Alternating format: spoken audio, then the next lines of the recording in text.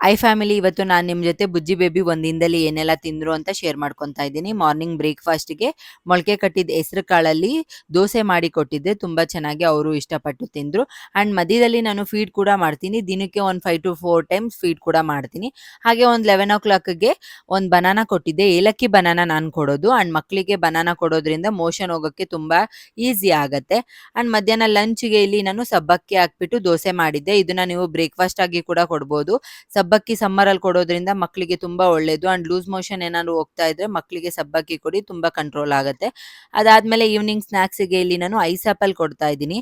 Summer ಟೈಮಲ್ಲಿ ಮಕ್ಕಳಿಗೆ ಈ ತರ ವಾಟರ್ ಕಂಟೆಂಟ್ ಇರೋ ಫ್ರೂಟ್ಸ್‌ಗಳನ್ನ ಕೊಡೋದು ತುಂಬಾ ಒಳ್ಳೇದು. ಹಾಗಾಗಿ ಮಕ್ಕಳಿಗೆ ಬಾಡಿ ಹೈಡ್ರೇಟ್ ಆಗತ್ತೆ.